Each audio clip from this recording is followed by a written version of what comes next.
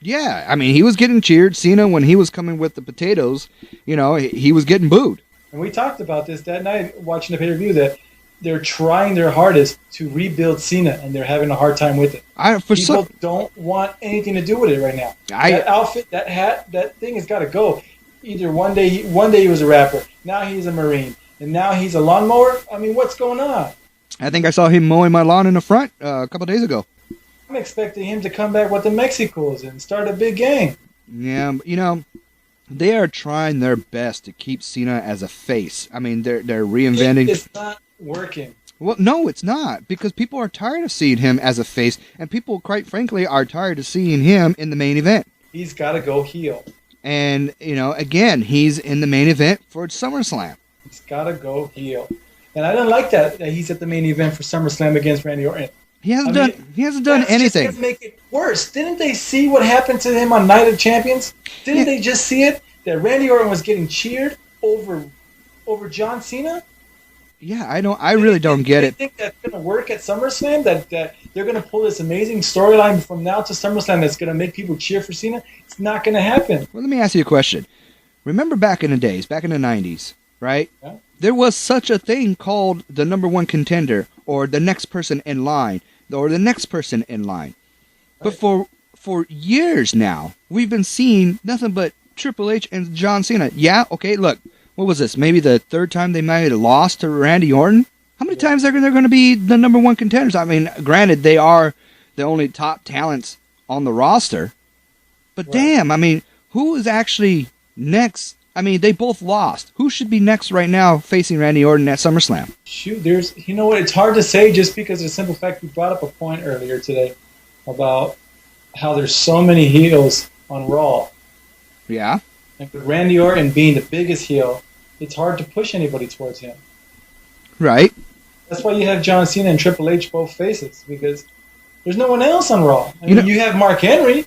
I would love to see that. I mean, I can see him as the next guy in line. Yeah, but, you got to go by... You see, back in the days, you got to go by wins. How many times you can win in a row or so on. Yeah, but right now, Raw's roster is so new that there's not enough wins, too. That's the problem. That's the problem. Now, let me ask you this. Now, because of that, if Big Show wasn't the partner of Chris Jericho's, do you think he would have been next in line? Should he have been next in line? He should be next in line. The only problem is, what are you going to have him do? Come out waving again? Yeah. And that's going to prove my point. He's a big piece of crap right now. Well, I mean, I don't necessarily think what they're doing with Big Show right now, just to get off the topic a little bit, is perfect. Just keep him as a heel. He's got to stay with Jericho. Jericho will guide him back into the dominating side again. But the only thing I can probably see going against Randy Orton would probably be like Kofi Kingston. But the problem is, there's no personality on Kofi Kingston right now. No mic skills, no nothing to drag people in besides of his amazing ability in the ring.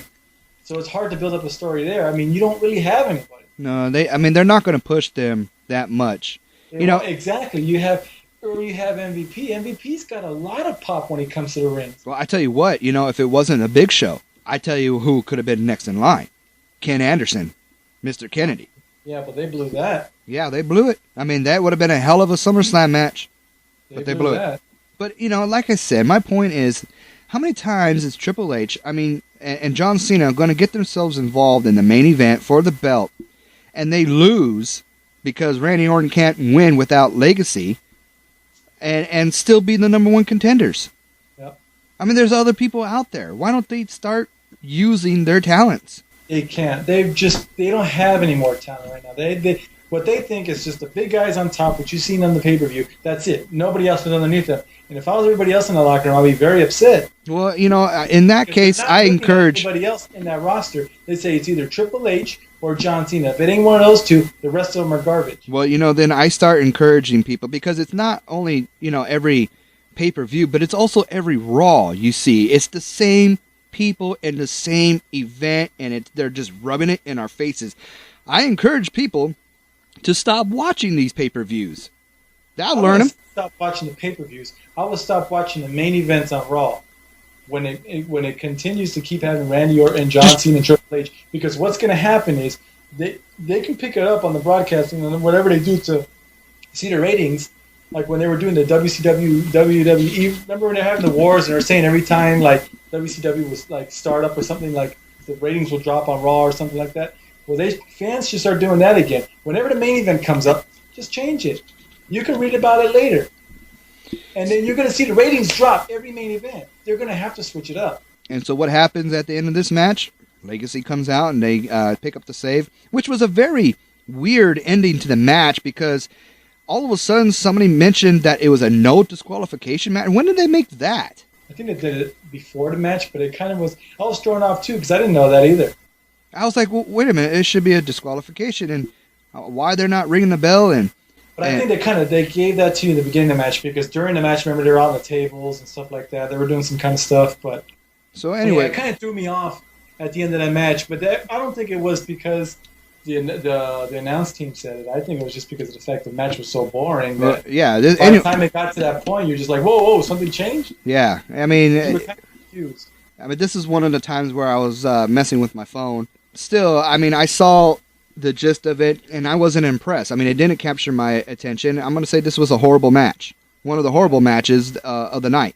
Very, very bad match, man. And another horrible match of the night was the next match, the Maurice versus Mickie James. You know what? That match was also horrible. I was super excited about.